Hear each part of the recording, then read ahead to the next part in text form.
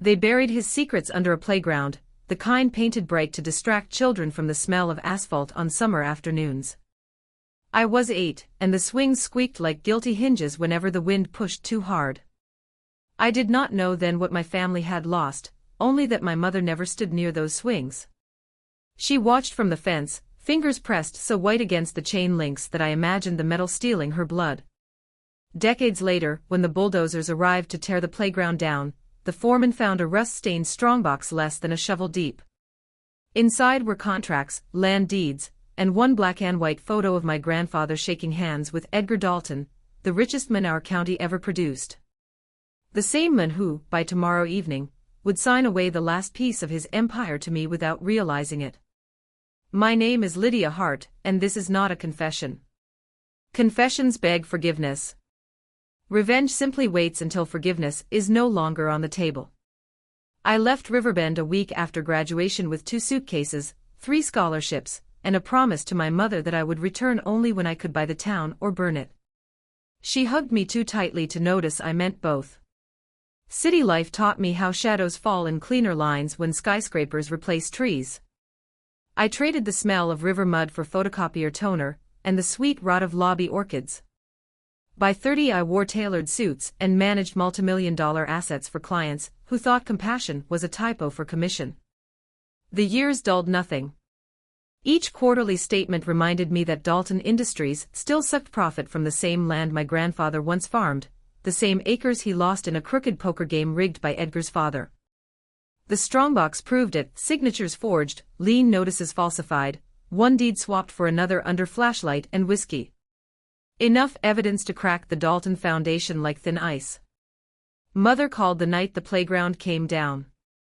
Her voice trembled between fear and relief.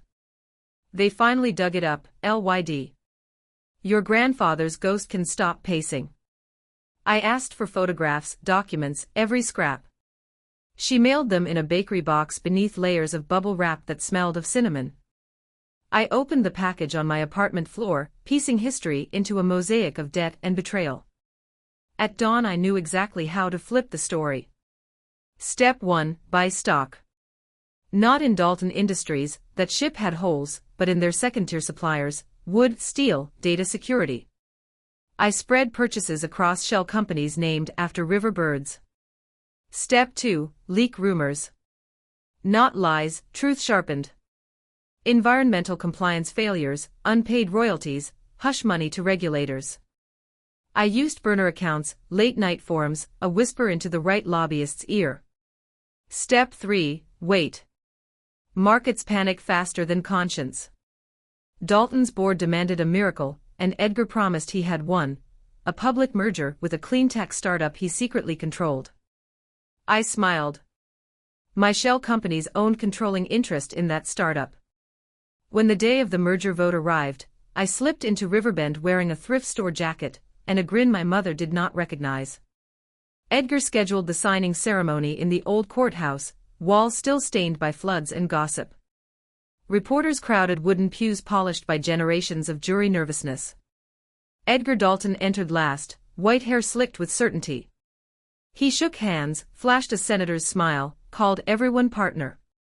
Then he opened the final contract and saw my name where his phantom shell company should have been.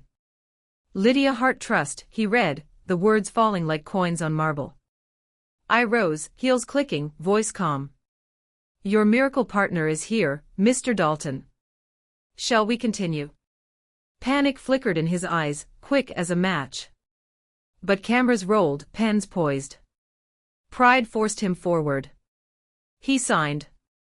The crowd applauded the town girl turned investor. Headlines wrote themselves, legacy merges with future. He did not know Clause 8 stripped his voting power the moment ink dried. That evening I visited my mother's porch. She served tea sweet enough to hide arsenic, though none was needed. She asked what I had done. I told her only that I had bought my grandfather's land back with Dalton's own money. She wept without sound, tears sliding into smile lines. Weeks passed. The new board, my board, ordered a full audit. Forensic accountants uncovered bribes, tax evasion, a slush fund labeled community outreach. Edgar's allies resigned like dominoes. He requested a private meeting. We met in his study, walnut shelves groaning under unread books. He offered bourbon, I declined. You could have come to me, he said. I did, I answered. You called me kiddo and patted my head. He sighed, the sound of rust. What do you want, truly? Money? An apology? I slid the black and white photo across his desk. I want every acre returned to the people you stole them from. I want the factory converted to a cooperative. And I want you to announce it at the Founders' Day Gala. Impossible. I leaned closer. Possible is for polite requests. Sweet revenge tastes better when served as reality. He agreed 2 days later, his signature shaky. Pride can strangle a man until saving face feels like breathing. Founders' Day arrived draped in bunting and cheap champagne. Edgar took the stage, voice brittle but clear. He confessed the sins of his forebears, promised land deeds, profit shares, scholarships. The crowd gasped, cheered, cried. I stood at the back, unseen, pulse steady. My mother squeezed my hand hard enough to bruise. She whispered, your grandfather can rest now. I whispered back, let him sleep. We have rebuilding to do. That night I walked to the old playground, now an empty lot waiting for new dreams. Fireflies stitched light between weeds. I buried the forged deeds beneath fresh soil, marking the spot with a single river stone carved, justice, quietly. In the distance, the factory whistle blew, first shift of the cooperative startup. Laughter floated on the night air, free of echoes. Revenge completed its circle not with fire or fury, but with a key turning in a lock long rusted shut. And the sweetness lingered, warm, steady, just enough to sip while dawn painted the river silver, promising beginnings that owed no one silence. For 3 days after Founders' Day I slept less than 4 hours in total, every dream a looping reel of promises and signatures. Edgar's speech had rolled off tongues across the county like fresh gossip, but I knew memory could be fragile and anger quicker than patience. Words on paper mattered more than cheers in the square, so I spent daylight in the courthouse vault copying deed transfers, and at night in my mother's kitchen reviewing bylaws for the new cooperative. On the 4th morning Noah drove up in a pickup dusted red by gravel roads, 2 steaming mugs balanced on the dash. He found me on the porch sanding the river stone marker, trying to smooth a chip the size of a fingernail. You know that rock will weather more storms than any of us, he said, handing me coffee too strong for sensible folk. Maybe, I answered, but no harm in helping it last. He stared at the freshly turned soil. What's planted there? Restitution, I said. He nodded like it was a crop he understood. Edgar met his deadlines. Deed reversions were filed, scholarship funds seeded, and the factory, now Riverbend Glass Cooperative, shifted ownership to a worker trust at the stroke of midnight the 1st of July. For 48 hours optimism hummed louder than the furnace fans. Then the bank called. Riverbend Community Bank had underwritten Dalton's expansion decades earlier. The loans were old, interest minimal, but the liens remained. Without Dalton's personal guarantee, the bank wanted reassessment. It issued a demand notice, refinance within 60 days at new terms triple the current rate, or face foreclosure on all factory assets. I smelled Edgar's hand behind the bank president's signature. Retaliation often travels in polite envelopes. But suspicion was not proof. Proof demanded paper or confession. I assembled a small war council in Mom's living room, Noah, Mara, and Beverly Tran, the procurement officer turned bartender who no longer trembled when saying the word lawyer. Beverly laid printouts across the table, email chains between bank board members and Edgar's private line. Anonymous source, she said, tapping the sender ID. Maybe anonymous, maybe Edgar's own arrogance spilling. Either way, the emails pressed the bank to squeeze the cooperative, before the girl cements her little charity coup. Mara's grin flashed like lightning. Headline writes itself, she whispered. We released the emails on the beacon at dawn, accompanied by a timeline of every payment Riverbend Bank ever received from Dalton subsidiaries. Social feeds erupted. By noon, depositors queued outside to withdraw savings. The president scheduled a press conference, denying coercion, but evidence makes denial sound like static. Under pressure, he offered revised terms, interest back to original rate, liens softened, a public apology posted on the bank's front door. The queue dispersed. The cooperative breathed again. I sent Edgar a single-line message, "Quiet storms learn new tricks." He did not reply. Silence can be an admission when spoken by a man who once controlled every microphone. Progress rarely walks a straight hallway. 2 weeks later, a night shift worker lost partial vision when a protective viewport cracked under thermal stress. The inspection log revealed a skipped maintenance entry, signed off by a supervisor none of us recognized. Security footage showed the viewport delivered that afternoon, unboxed by a contractor hired directly through Dalton's legacy vendor network. The part carried false certification numbers. Sabotage, not negligence. I stood beside the hospital bed of Denise Powers, the injured worker, while she blinked against white noise pain. She gripped my hand and said one sentence, "Do not let him win quietly." I promised, though victories, sweet or otherwise, rarely stay silent for long. We pulled every component acquired under the old supplier lists, and sent samples to an independent metallurgy lab 2 states away.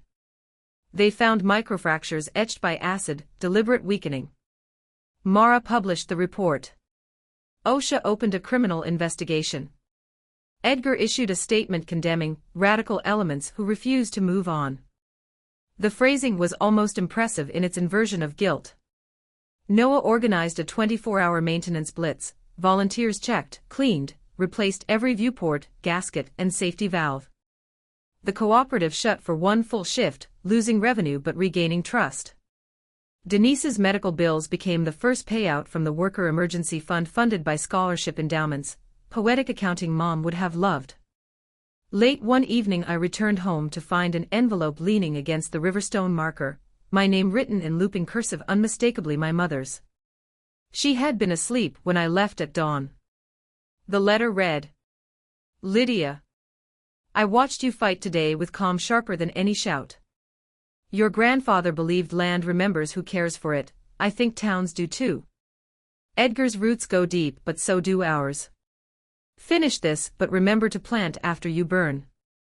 Mom." I folded the paper twice, tucked it in my jacket pocket next to the fool's gold medal. Even sweet revenge needs reminders to fertilize what it scorches. With bank threat neutralized and safety restored, we shifted focus from defense to growth. The council proposed 3 initiatives. 1. Convert furnace exhaust heat into district warming for the local elementary school. 2. Launch a paid apprenticeship program for teens, mixing glass science and civic ethics. 3. Reclaim the empty Dalton mansion as a community design lab and daycare. We opened voting to every cooperative member. Ballots collected in lunch pails at the end of each shift. Results: 94% in favor, 5% abstained, 1% requested more data. That 1% became the oversight committee, ensuring numbers stayed honest. NOAA supervised exhaust capture installation, pipes snaking like silver arteries from factory to school. Mara live-streamed the apprenticeship orientation, teens cheering when she unveiled safety goggles printed with their names. Beverly led negotiations to buy the mansion at auction. Only one bidder opposed us, an LLC traced to Edgar's cousin. We outbid by the exact amount of unpaid royalties discovered in Rupert Whitlock's ledger. Symmetry tastes almost as sweet as revenge. Days before the mansion's closing, Edgar filed an injunction claiming sentimental family value. Court date set for Monday, 9 a.m. He hoped delay would bleed our fundraising, force a loan at predatory rates. But we had learned to anticipate. The cooperative's legal team produced a document, Edgar's own recorded interview with a magazine 5 years ago, calling the mansion a tax write-off mausoleum I'd torch if codes allowed. Judge dismissed the injunction before lunch. Edgar arrived anyway, uninvited, standing on the courthouse steps in a crisp suit that hung looser than pride. Reporters angled microphones, he ignored them, approached me. His voice cracked between performances of humility and warning. "You have no idea how many enemies quiet victories create," he said. I met his eyes, steady as tempered glass. Enemies grow where gardens are abandoned. We're planting. He stepped back, lips thinning. They'll cut the roots. I smiled. They'll find stone. I walked inside and signed the deed transfer. Outside, cameras clicked like cicadas. Edgar turned away, his shadow long in afternoon sun, shrinking as he descended the steps. Workers entered the Dalton mansion with pry bars, seed trays, and laughter. Chandeliers came down, skylights went up. Marble floors made way for radiant heating coils powered by furnace exhaust recovery. Classrooms replaced ballrooms. Children's finger paintings covered mahogany paneling untouched since Prohibition. On opening day the mayor cut a ribbon crocheted by town elders. Denise Powers, I patch-tied pirate style, placed the first plant, a sapling hornbeam, in the central courtyard. She named it Quiet Fire. Crowds applauded, some crying softly. Mom stood beside me, hand on the river stone I had embedded into the lobby floor. She whispered, "Feels like a funeral for fear." I answered, "And a birth for everything else." One final ripple remained. 2 months after the mansion's transformation, the Bluff Beacon received an unsigned letter to the editor. It read, "Sweet revenge may satisfy, but does it sustain? Destroying Dalton's legacy is not the same as building Riverbend's future. Prove you can feed a town longer than you can feed a headline." Mara wanted to trace the source. I said publish it. Critics cultivate stronger roots in any movement. We answered with facts: apprenticeship retention rates, emission reductions, school heating savings, scholarship acceptance numbers. Public dialogue flourished, skeptics converted, and even cynics admitted results were tougher to dismiss than rumors. On the exact anniversary of the playground's demolition, the cooperative unveiled a new park where swings once squeaked gilt. Recycled glass mulch glittered beneath slides shaped like river waves. A plaque read, "Children's laughter filled spaces that once echoed with hidden loss." Edgar Dalton did not attend. He had sold his last out-of-state holding and moved to a coastal town where few recognized his name. His empire ended not with an explosion, but with the quiet closing of ledgers, just as mine began with quiet openings. That evening, standing under sunset the color of smelted copper, I thought about cracks. The playground had cracked my childhood, the hospital board cracked my vocation, and Edgar's sabotage cracked my patience. Yet each fracture became a seam welded by community. Revenge, I realized, is only sweet when it grows into something larger than its bitterness. Otherwise, it's just sugar on poison. We had chosen sweetness that nourished: scholarships, heat in winter classrooms, greenhouses in marble halls, and safety goggles etched with teenage names. I walked the length of the new park, river breeze carrying the scent of wet earth and lavender, Mom's favorite. At the far end, Noah waited with 2 thermoses of strong coffee. He raised one like a toast. "To cracks turn seams," he said. I clinked metal lids. And seams turned bridges. Under us, the land remembered. Above us, quiet stars gathered, ready to watch the next chapter unfold, patient as night-blooming flowers waiting for dawn's first light to prove that even darkness can feed growth. Money flows like water when distrust dries up.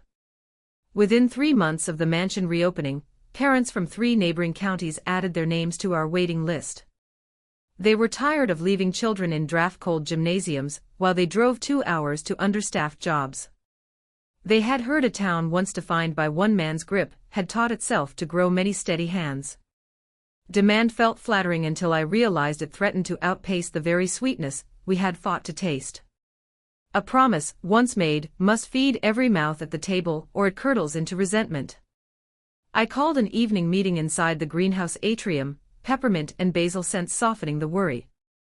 Noah, Mara, Beverly, Denise, the oversight trio, and a half-dozen teen apprentices still wearing goggle rings on their foreheads gathered under string lights. I laid out the facts: 120 more children than we could seat by autumn, an apprenticeship class doubling each quarter, international orders for aquaglass filters queuing faster than kiln time. Growth, in other words, had become a wind strong enough to topple seedlings if we did not stake them early.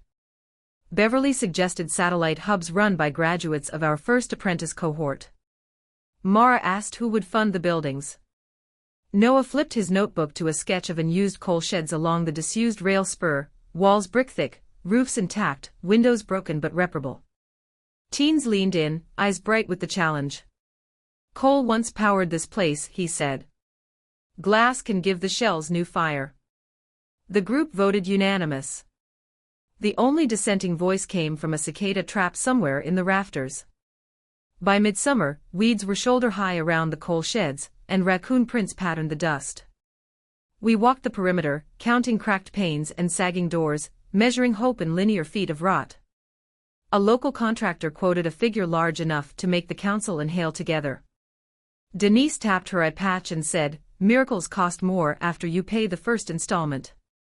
We laughed longer than the joke deserved because courage sometimes hides in humor. Instead of outsourcing, the apprentices proposed a weekend blitz: glass brick windows to harvest daylight, reclaimed beams from the Mayo barn for doorframes, murals painted with kiln enamel leftover from test batches. Community members donated labor and crockpots of stew. Even the bank manager, still nursing bruised pride, dropped off 20 brand new hard hats stamped with the cooperative logo. During demolition, a teen named Elsie uncovered an iron lockbox under a floorboard. Inside lay engineer blueprints dated 1928, and a newspaper clipping describing a never-built glassworks powered by river current. The article featured my grandfather as lead consultant before the Dalton deal wiped his name from ledgers. History, it seemed, kept leaving breadcrumbs. We sealed the box in a plexiglass case, and mounted it above the new entrance with a handwritten placard: "Plans never die. They wait." Every kid who walked through those doors would see that line, and no unbuilt dreams can still draw breath a century later. Aquaglass orders arrived from villages along a drought-struck plateau in South America. Their river now ran a ribbon of sludge between cracked clay banks. They sent pictures: children carrying turquoise jugs miles into the hills, mothers washing clothes in bowls of bottled water. The cooperative board voted to donate the first shipment. Freight alone cost more than the filters. We approved it anyway. We asked the village elders for one favor in return: record a song about water before and after the filters arrived. They sent back an audio file of women's voices, steady and low, singing of rain returning to a stone well.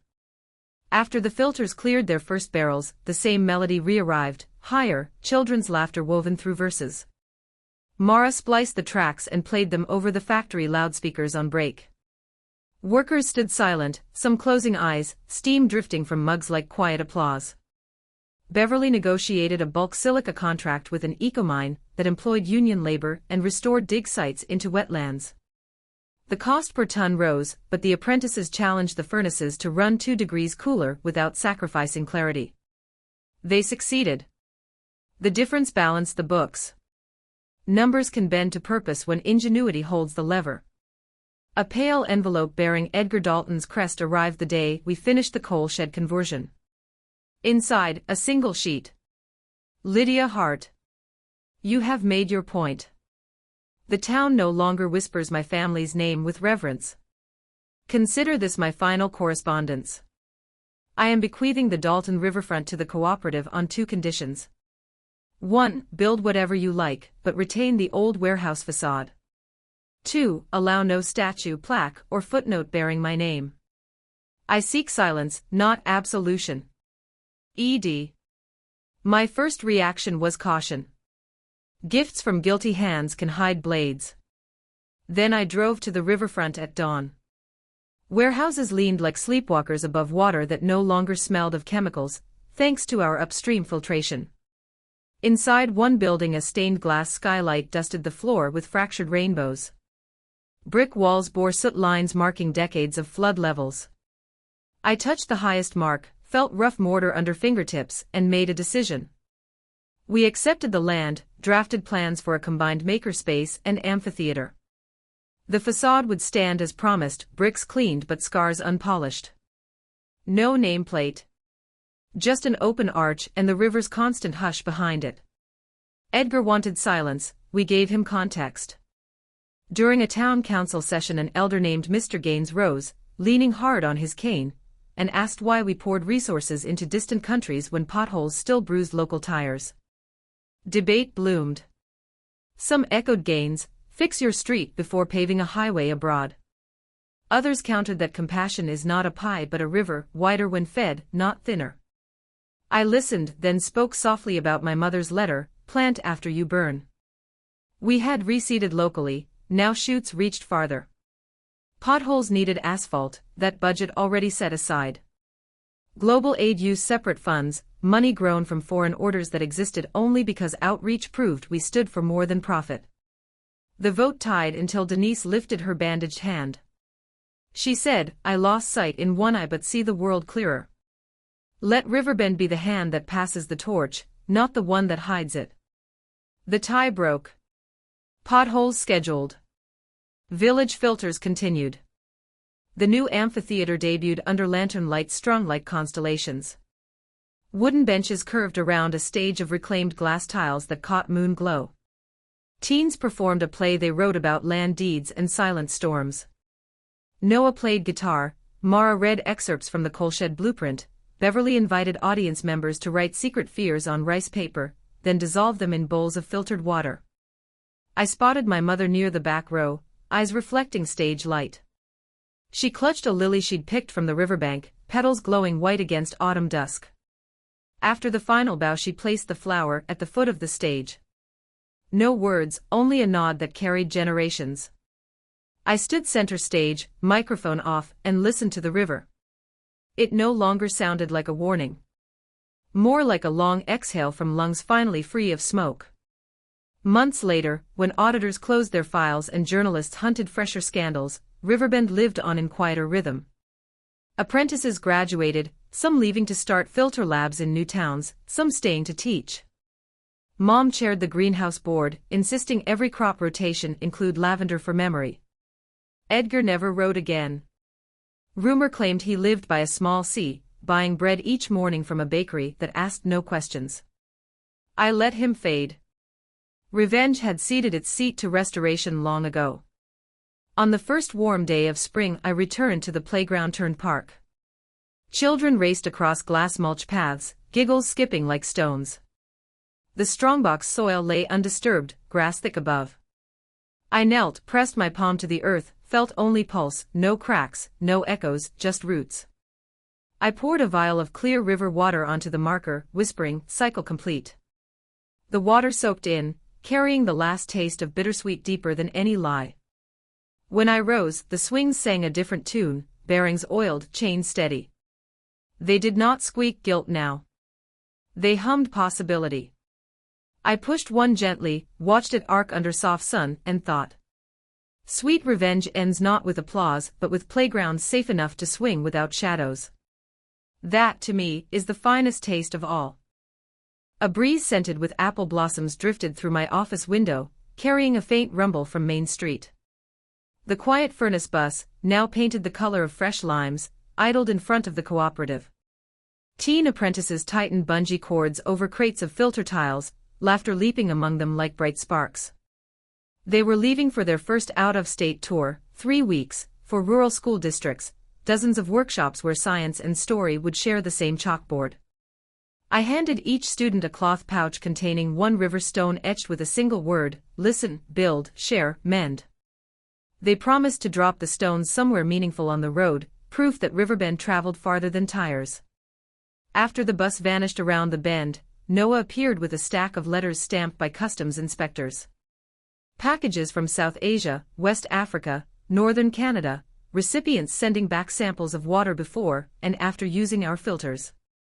Every envelope carried photographs, children holding mason jars like trophies, elders blessing filtered water with steady hands, one picture of a village council renaming their well Sweet River in our honor. I pinned that photo above my desk. Late afternoon shadows stretched long when an unfamiliar sedan rolled up the gravel. A woman stepped out in boots dusted red by desert clay. She introduced herself as Dr. Helena Morse from Dryland Resources, a nonprofit mapping arsenic spread in groundwater. They had field data and an urgent dilemma. Helena spread maps across the greenhouse table while volunteers transplanted seedlings nearby.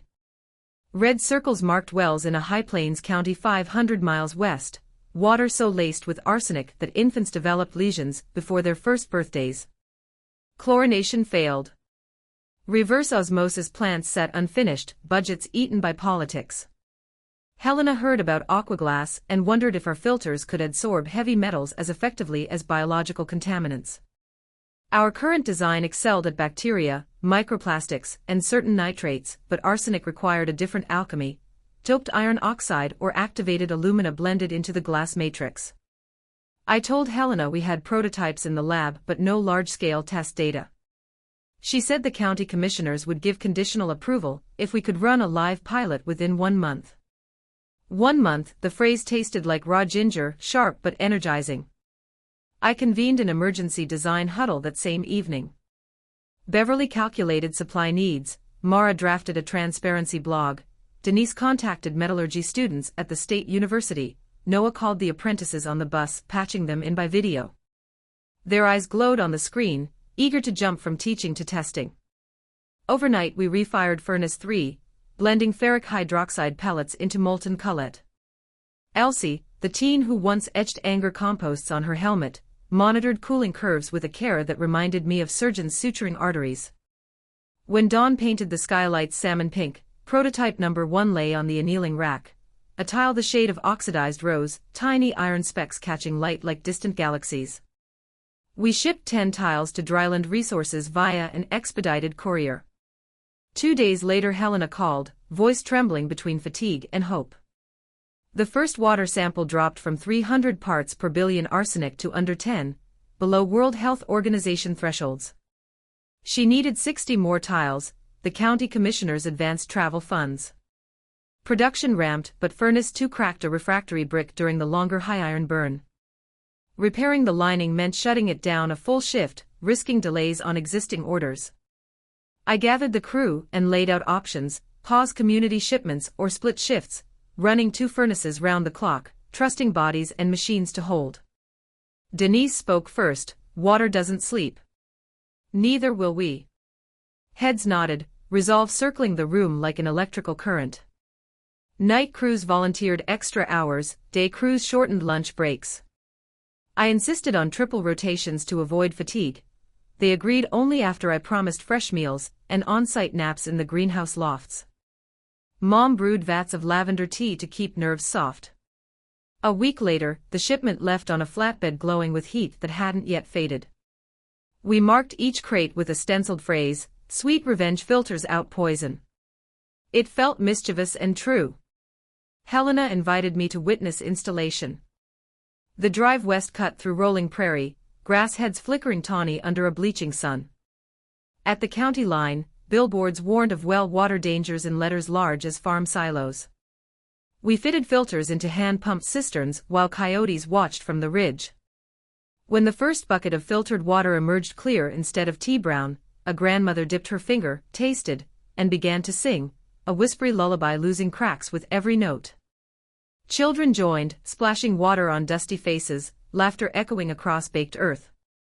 I felt the sweetness of revenge surge up my spine, not as triumph over Edgar but as defiance against something older, the slow violence of neglect. That evening, commissioners voted to fund a permanent aquaglass microplant on the edge of their county fairgrounds, promising to hire local high school graduates. As we packed equipment, Helena handed me a faded Polaroid of her younger self at the same fairgrounds, holding a blue ribbon for science. She said she never thought another ribbon would matter this much. Back in Riverbend, the quiet furnace bus returned, its lime paint now dust-filmed and proud. Apprentices stepped off carrying empty lunch tins and full journals. They spoke of towns where glass bent sunlight into rainbow walls and cafeteria tables became impromptu chemistry labs. One boy had buried his listened stone at a creek mouth, another taped her men's stone under a leaking roof she helped patch. Seeds had indeed traveled.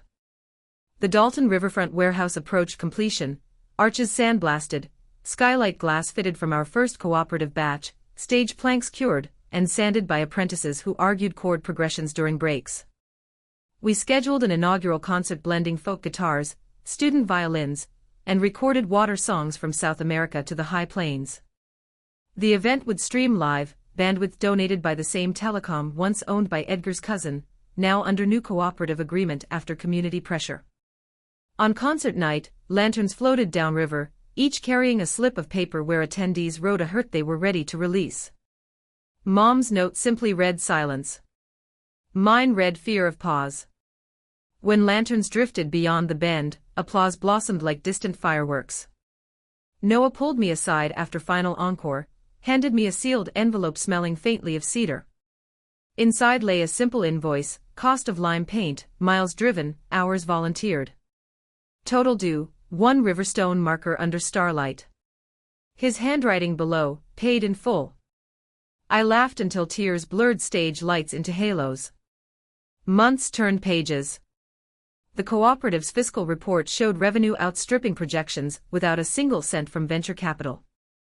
Investors sent inquiries, we published open letters explaining that profit, here, was ballast not engine. Some called us naive. Others quietly rewrote their own mission statements. One crisp November morning, I found Edgar's cousin, Margaret Dalton, waiting on the greenhouse bench. Her suit looked freshly pressed, her eyes looked exhausted. She asked for a tour, saying she wanted to understand how we turned her family's liabilities into lanterns. I walked her through furnaces, greenhouses, the coal sheds now buzzing with student-led experiments. She listened without defensiveness, fingertips brushing brick scars like braille. At the riverfront stage she confessed she had planned to sue over trademark dilution, but abandoned the idea, after her daughter returned from a quiet furnace workshop, babbling about glass that made dirty water safe. Margaret said the child hung a listened stone in her window, morning sun casting the word on her pillow. If that is dilution, she said, perhaps our brand needed watering down. She donated her remaining Dalton shares to the cooperative's scholarship fund that afternoon. On winter solstice, we gathered at the cliff overlook, now ringed by hardwood benches carved with every apprentice's graduating year. Snowflakes drifted, gentle as ash long cooled. I held one last river stone, unetched, undecorated. Mom asked what word I would carve. I said none. Some stones speak by simply staying. I placed it beside the first stone that marked restitution, 2 weights sharing frost. As I straightened, a hush settled, wind, waves, whispered gratitude aligning into quiet. In that hush, I finally understood the full arc. Revenge had been the spark, yes, but restoration had become the fire, warm enough to outlive anger, bright enough to welcome anyone willing to add fuel without claiming the flame.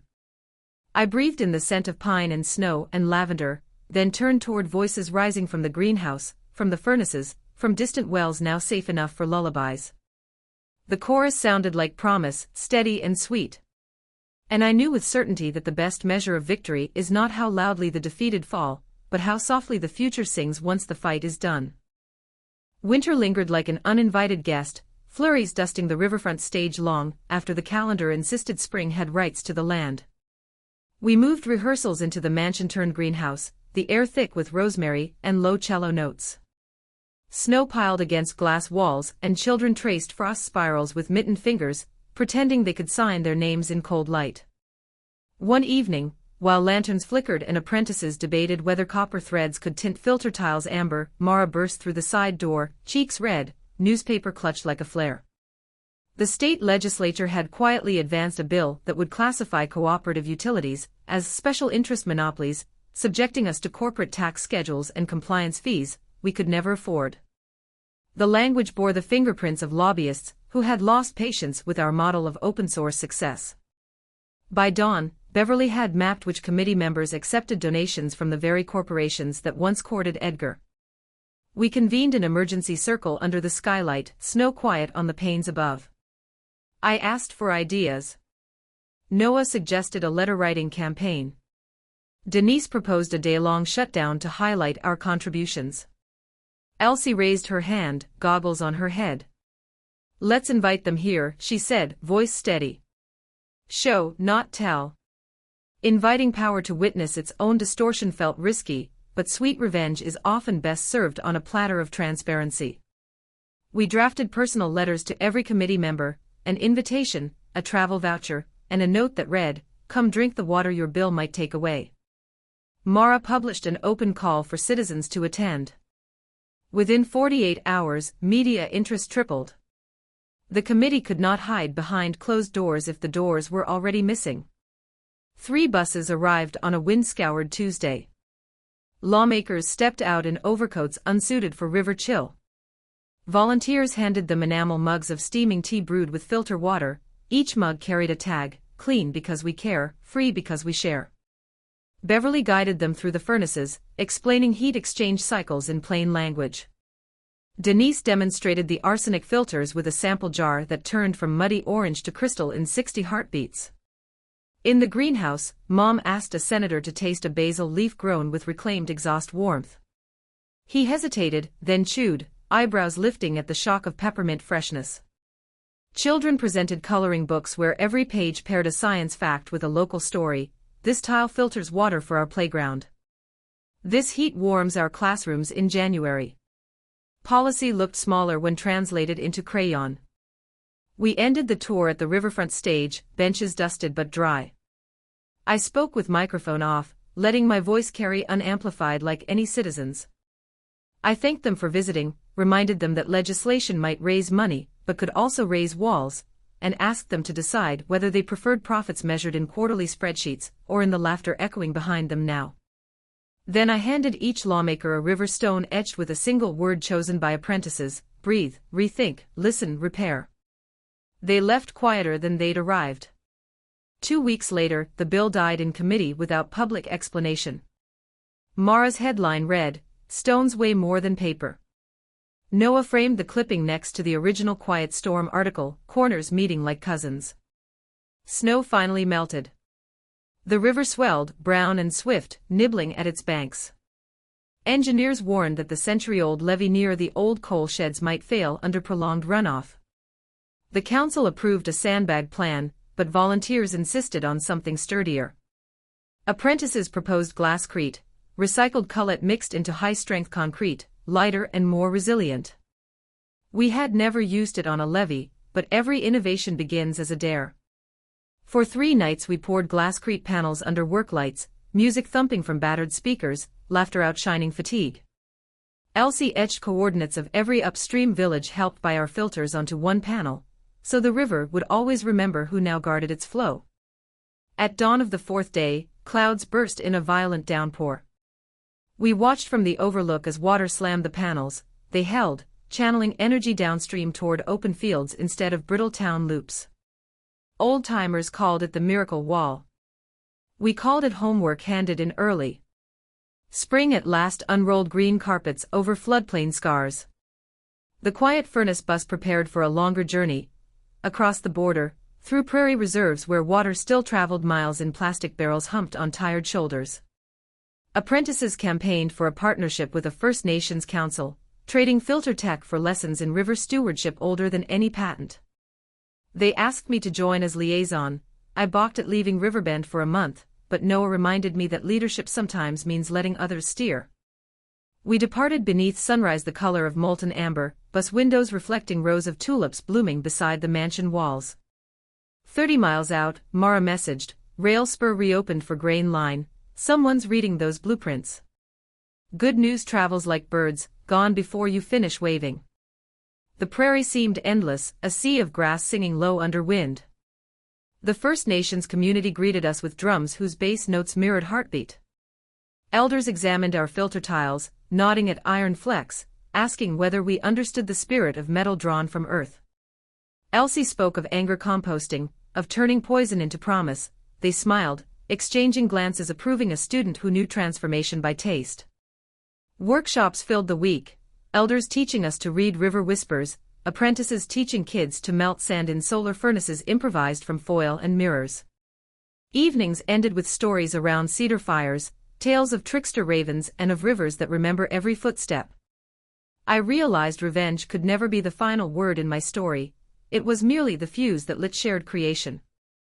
On our last night in the prairie, an elder named Ayana placed a carved willow staff in my hands.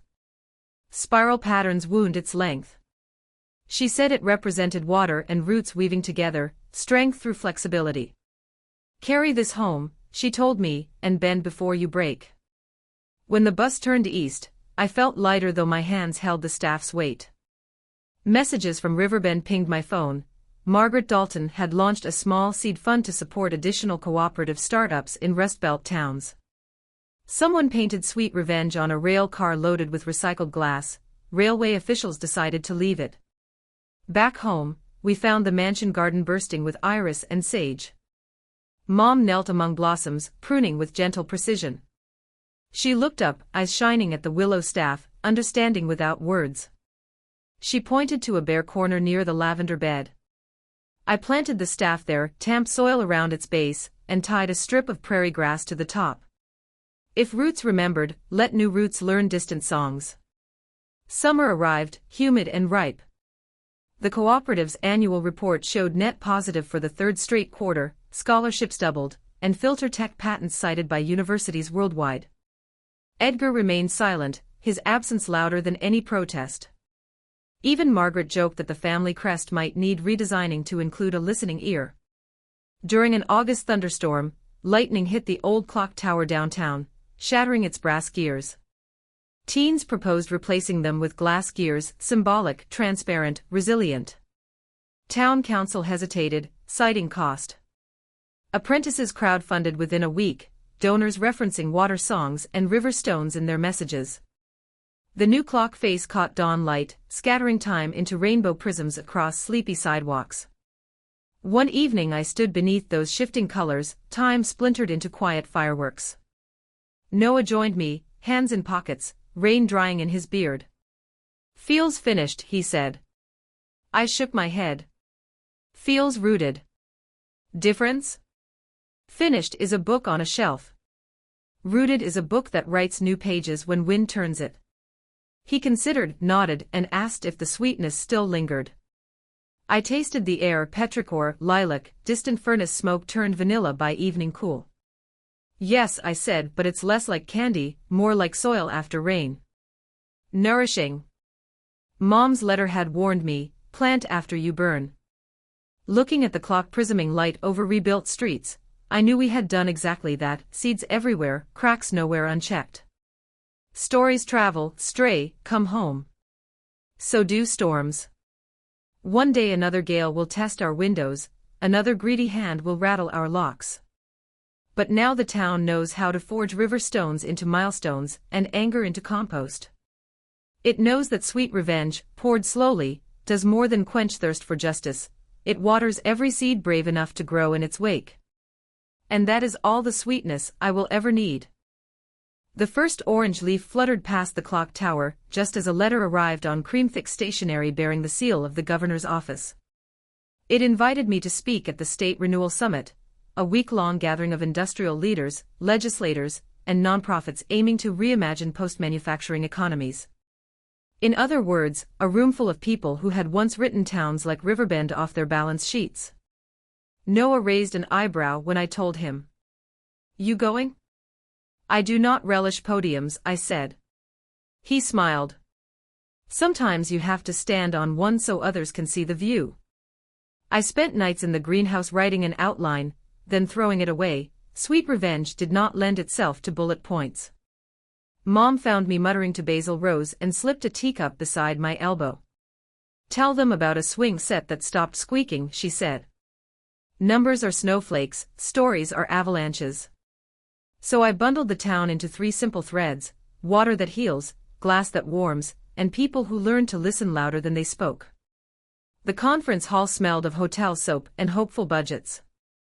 Name badges flashed like small shields. I watched presenters tout driverless tractors, blockchain food tracking, drone-delivered medical kits. Good ideas, but most required capital towns like ours would never see. When my slot arrived, I walked on stage carrying 2 objects, a cracked glass tile from our first failed batch and a jar of clear water drawn that morning from the river. I spoke with the microphone low, as though confiding secrets to old friends. "We fixed our town by breaking things on purpose, old contracts, old habits, old silences. Then we fed the pieces into a furnace and pulled out glass that turns poison into promise." I held up the tile, light fractured through spider veins. Then I unsealed the jar, took a sip, and let silence taste the room. Applause rose, hesitant then steady. Panels afterward filled with questions less about financing and more about forgetting fear. A senator cornered me near the pastry table. Your model is inspiring, but scale requires speed. Speed without roots is wind, I said. He laughed like someone hearing an unfamiliar language but wanting to learn. That night, a message pinged my phone, an image of Edgar in a coastal cafe, sitting alone, staring at a tablet showing my speech. No caption. Only a timestamp. I did not know who sent it, perhaps Margaret, perhaps a journalist chasing closure. I felt neither triumph nor pity, only distance measured in lessons learned. Back in Riverbend, the apprentices streamed the summit live. Elsie reported that the clock tower gears through tiny rainbows against Main Street when the camera cut to my tile demonstration. Children chased the spots like butterflies, laughing as if collecting proof of magic. Weeks passed. A courier delivered a legal folder marked confidential, Whitlock Group. Inside were draft blueprints to convert abandoned strip mine pits into solar farms using glasscrete mirrors, signed by Rupert Whitlock's grandniece, Ava. She wrote, "My family dug holes, your town fills them with light. Shall we build a horizon together?" We brought Ava to the riverfront stage. She walked barefoot on glass tiles, testing trust one step at a time. The council agreed to joint research, provided profits flowed first into reclamation of downstream ecosystems. Contract signed, no champagne, just mugs of filter water raised under harvest moon. Success breeds strange flowers. Online forums buzzed that Riverbend was a cult of recycled glass, that our filters infused memory frequencies, that children were forced to chant against corporations. Mara laughed and published a virtual tour letting viewers click through unedited security feeds for 24 hours. Myth wilted under daylight, but we learned vigilance, truth must keep windows clean. A principal from a city 2 hours north asked for help. Their high school plumbing leaked lead, budgets stalled in committees. Could we install temporary filters and teach students how to lobby for pipe replacement? We loaded the quiet furnace bus with spare tiles and rolled out at dawn. Students greeted us with suspicion sharpened by years of promises broken. Noah let them smash a reject tile on purpose, showing how shards melted into new strength. By day's end they drafted petitions, designed test kits, set up a live stream demonstrating filter efficacy. The school board capitulated within a week, ordering full pipe overhaul. One student mailed her protest sign to mom with a note, "Your daughter proved quiet can roar." Early winter rains swelled the river beyond any in living memory. The miracle wall groaned but held, a seam near the east bend seeped foam. Volunteers braced it with sandbags while the maintenance crew injected quick-cure glasscrete. I stood ankle-deep in cold water, palms flat on the wall, whispering a pledge, "Hold until the river remembers mercy." It did. When waters receded, we found fish spawning inside channels cleared by overflow, a reminder that even floods leave gifts. Apprentices demanded voting seats on the cooperative board. Tradition balked, logic conceded. We amended bylaws, 1 youth seat per cohort, term 1 year. Elsie won first election by a landslide, campaigning on 3 words: listen, build, repeat. In her inaugural meeting she proposed a mental health fund for shift workers, citing study links between furnace heat and fatigue. Motion passed unanimously. On the winter solstice, Margaret found an unread letter among Edgar's belongings addressed to me. It contained a deed to a seaside acre where his ashes would be scattered, with a note, "A view is only beautiful if shared." I visited the coast alone, placed a single filter tile at the cliff edge, and whispered thanks, not for the hurt, but for the lessons forged in its furnace. By the first thaw of March, the riverfront amphitheater hosted weekly evenings where no one spoke. Instead, townsfolk tuned mismatched instruments into one sustained chord. Some nights the chord wobbled, others it rang pure as clear water. The point was not perfection but resonance, proof that many hands could hold one note without drowning any voice.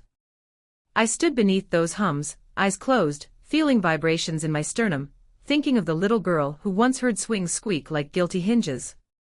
She no longer lived inside me.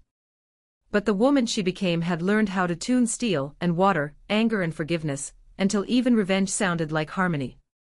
And harmony, unlike victory, needs no witness, only participants willing to listen until cracks become steady rhythms underfoot. I woke before dawn, the kind of blue-gray hush where snow still believes it rules the world. The river's surface steamed like a giant kettle, carrying the high whistle of wind between ice pans. In that silence I felt the town breathe, slow and unhurried, as if even the ghosts had learned to sleep late. We had come far, I reminded myself, far enough that victories felt like routine maintenance instead of miracles. Yet routine carries its own risks, comfort can dull the edge of vigilance.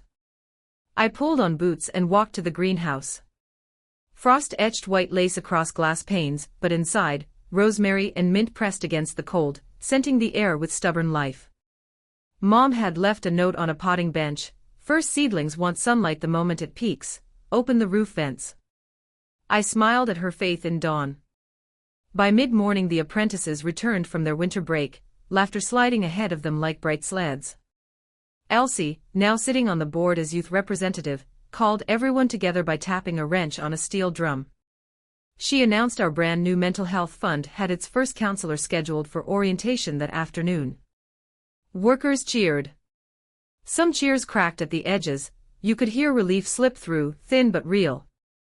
We spent the day mapping the next filter shipment to the High Plains County. Arsenic levels there had dipped, but manganese rose after heavy snow melt. It never ends, Denise muttered, and she was right, water finds new ways to warn those who listen.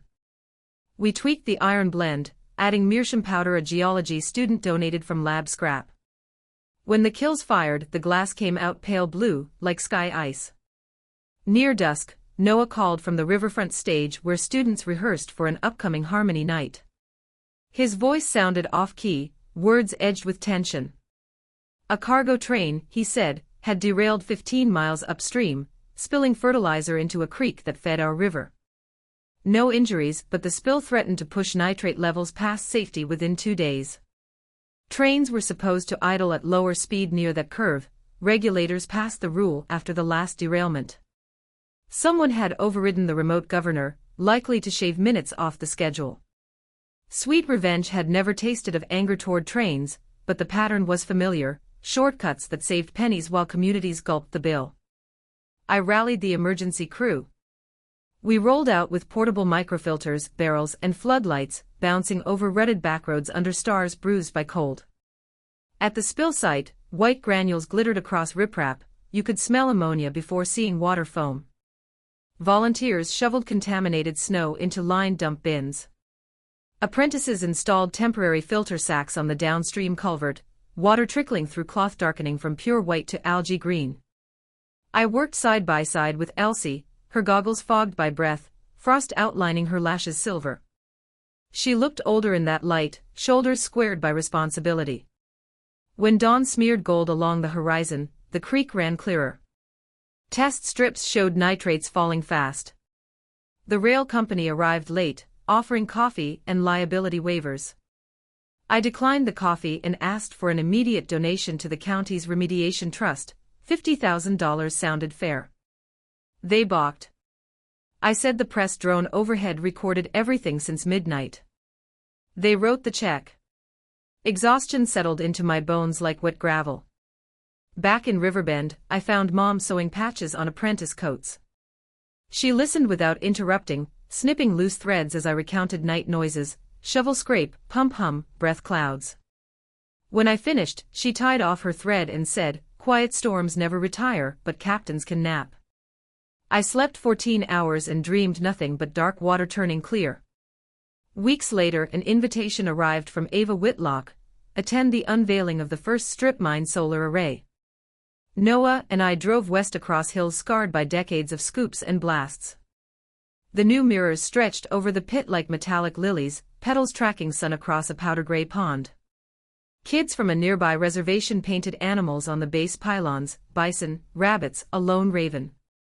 Ava greeted us wearing a hard hat and sneakers dusted with red clay. She pointed at an open service hatch and said, "We left one panel unfinished." Tradition. Inside, a cavity waited for a cornerstone. I placed a river stone etched build, Noah placed another etched share, and Ava sealed the hatch with 2 turns of a torque wrench. On the drive home, Noah asked what word I had kept. "Quiet," I said. He tapped the dashboard in approval. Silence can be cargo too, valuable when delivered carefully. Spring thunderheads built over the valley, slate towers flashing white at their crowns. Lightning struck the clock tower gear once more, testing our glass design. It held. The rainbow fragments it cast the next morning seemed sharper, as if storms sharpened glass edges instead of dulling them. People noticed. Some started timing coffee breaks to catch the colors drifting through the square. One afternoon, Margaret Dalton phoned. Her voice trembled between curiosity and fear. She had discovered old Dalton patents for glass-reinforced road panels designed to reduce heat island effects in cities. Those patents were expiring. If we did nothing, a multinational was ready to snatch them and bury the tech. Could Riverbend claim them first? I met with the board, laid out risks and benefits. Youth Seat voted yes before discussion began. By week's end, the cooperative held provisional control, planning an open license so any city could build cooler streets. Calls from architects in Phoenix and Melbourne hit Mara's inbox within hours. That evening, I walked to the original river stone marker by the playground. Children chased mayflies under street lamps. The stone felt warm despite night chill, as if roots below kept memories glowing. I knelt, brushed moss and whispered thanks for cracks, for seams, for bridges, for the sweetness that turned first into medicine then into muscle. On the anniversary of Grandpa's lost farm, we hosted a harvest fair on the reclaimed acreage, rows of community gardens now flush with kale and sunflowers. We rolled out long tables set with glass plates blown from furnace offcuts, each plate unique, swirled with leftover pigment. Townspeople brought dishes seasoned with stories. At sunset, I stood on a hay bale and raised one of those plates, tapping it with a wooden spoon. I came home for revenge, I told them, voice steady. I stayed for reconstruction. The first will feed your anger once, the second will feed your children forever. Laughter and applause folded together, no seam between. After dusk, I found Elsie sketching under the glow of a lantern. She showed me her drawing, a tree whose roots mirrored its branches perfectly, half above, half below. Tiny gears nestled among leaves, river stones lined the base. In the corner she had written "Sweet systems build sweeter futures." I asked if she planned to study engineering after graduation. She shrugged. Maybe, she said, or maybe storytelling. Glass is another kind of story, right? I could only nod. Summer heat returned, soft at first, then relentless. Our district heating pipes whistled with captured furnace warmth at night and circulated creek-cooled air by day. When reporters arrived to chronicle our circular miracle, I sent them not to the mansion but to the levee, to the greenhouse loft where workers napped, to the clock tower where colors kept shifting with clouds. Let the miracle speak in small scenes, audiences remember those longer than speeches. On the day the cooperative surpassed its first 1,000,000 filter tiles produced, I took the fool's gold medal from my desk drawer, the one with testimony hidden inside. I walked to the river's edge where nettles once stung my ankles as a child. I pried open the hollow, removed the testimony, long since scanned and archived, and let the cheap metal sink into clear water. It landed among smooth stones with barely a thud, then vanished under gentle current. Symbols serve until they don't. The sweetness lingered in air and in water, but it was no longer revenge's sweetness.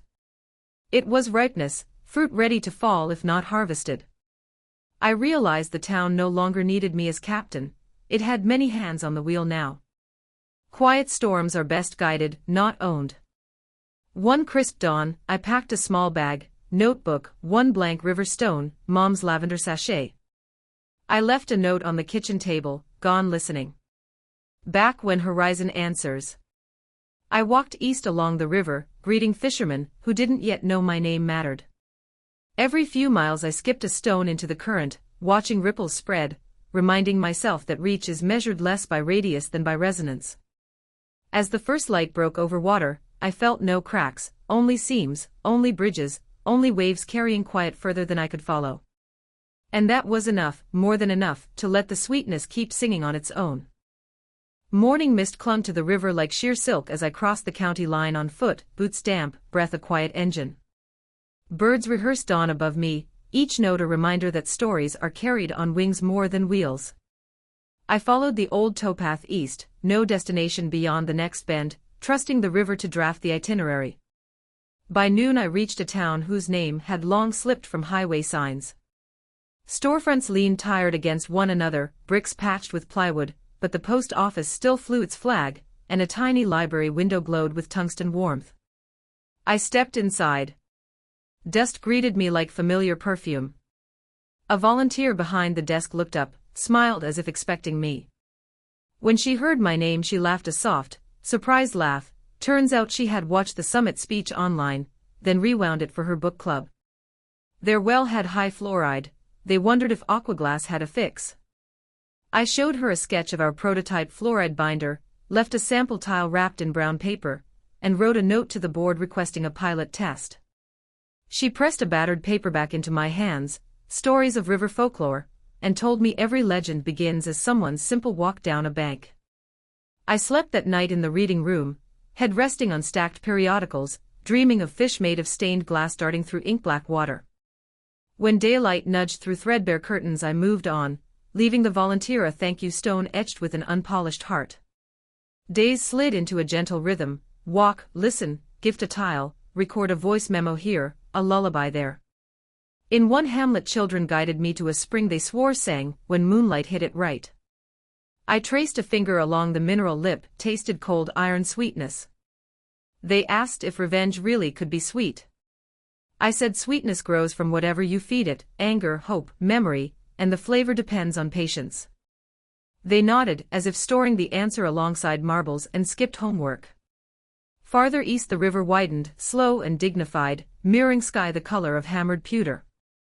I camped near an abandoned lock where graffiti spelled warnings in neon script. At sunset a group of teenagers arrived on bikes, intent on mischief until they noticed the glass compass I had laid out to dry. They circled, curiosity overriding bravado. We built a fire of driftwood, and I told them how glass melts sand into clarity, and how truth does the same to secrets. They asked about Riverbend, I asked about their dreams. Before they pedaled home they promised to start a school recycling drive, trading glass for art supplies. During a thunderstorm that cracked oak branches like brittle bones, I sheltered in a disused grain silo. Lightning illuminated a mural inside, half finished, a phoenix rising from gears and wheat stalks.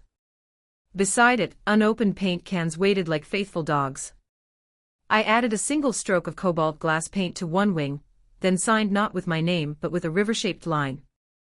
In the morning the storm had passed, the mural shimmered with fresh rain turning pigment into promise. Weeks later, boots worn thin, I reached the estuary where freshwater embraces salt. Gulls wheeled overhead, laughing in voices older than railways or glass. On a bluff stood a small hospice, windows facing the tidal flats. A nurse knitting on the porch recognized the willow staff slung across my shoulder. She said an old man inside had spoken of a woman carrying such a staff, someone he hoped would visit before the tide turned forever. Edgar lay in a sunlit room, thinner than paper, eyes charting currents only he could see. A vase of lavender sat on the sill, Mom's scent following me even here. He turned his head, managed a half smile. I felt no anger, only the weight of unfinished ledger columns.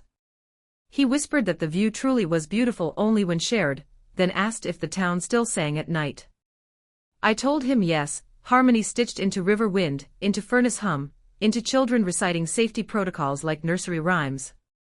He closed his eyes, a single tear carving through parchment skin. Before I left he pressed a key into my palm. Brass, wolf-headed, unmistakable. No words accompanied it, none needed. Sometimes closed doors deserve gentle guardians, not force. I planted the willow staff in sand dunes beyond the hospice, tide curling close but never touching. Around it I arranged seashells spelling quiet, then walked west again, pockets lighter, horizon taller. When at last I saw Riverbend's clock tower prism scatter evening sun, my heart tapped a rhythm old yet evergreen. The town greeted me with banners woven from apprentice scarves, each rectangle painted with a single verb, meant, teach, listen, bloom. Mom hugged me hard enough to remind Bones they were loved before they were strong. Noah handed me a cup of lavender tea sweetened with a hint of river honey, asked what the horizon had answered. I told him it asked better questions, which was far more valuable. The board met in the amphitheater a week later. Elsie proposed opening a permanent fellowship for wandering teachers, folks like the volunteer librarian, and the Springsong children, to train in filter science, return home with seeds of their own. Unanimous approval. Scholarships funded by surplus solar revenue ensured no town would pay in more than sweat and shared story. We held the first Global Harmony Night on Midsummer Eve. Speakers around the stage streamed voices from every community touched by Aquaglass. Choruses in languages I couldn't parse blended into something larger than translation. Under a sky blotted with constellations, the town sang back, a single breathing instrument. I closed my eyes. The notes wrapped around me like warm river water, dissolving any last shards of vengeance into silt soft as forgiveness. Later, Mom and I walked the playground path. The swing chains no longer squeaked, new bearings purred. She sat, pushed off, feet pointing skyward, gray hair haloed by street lamp glow. I joined her, two grown women pumping legs like children, laughing until tears cooled cheeks. Above us, stars burned holes in darkness. Below us, the earth accepted every gentle landing. I thought of the first crack in my life, of forged deeds and playground secrets. I thought of glass broken on purpose, of water healed, of people mending themselves while mending each other. Sweet revenge had been the stone I threw to ripple stillness, but the lake it landed in had become an ocean of collaboration, waves carrying momentum far beyond sight. As we slowed, Mom touched the chain, whispered that swing sets never judge, they just remember. A breeze lifted lavender scent from nearby gardens. I followed it to the riverbank and placed my last blank stone on the water's edge, leaving it uncarved for the next traveler. Maybe they would etch a new word, maybe the river would polish it clean. Either way, the journey would continue. At home, before sleep, I listened to furnace fans humming distant lullabies. The sound no longer reminded me of caution alarms but of deep steady breathing. I realized I had become unnecessary to the town's heartbeat, useful, welcome, but no longer essential. That was the purest measure of victory, when the orchestra plays on after the conductor sets down the baton. I blew out the lamp, darkness settling soft. Outside, the river whispered, gears turned, children dreamed, and glass cooled into shapes not yet imagined. Tomorrow dawn would color the town anew, and someone younger, braver in different ways, would decide where to skip the next stone. And I would stand on the bank, hands open, ready to listen, ready to build, quiet storm captain still, but content to watch fresh crews hoist sails into winds that once tasted only of revenge, and now tasted of boundless, nourishing sweetness.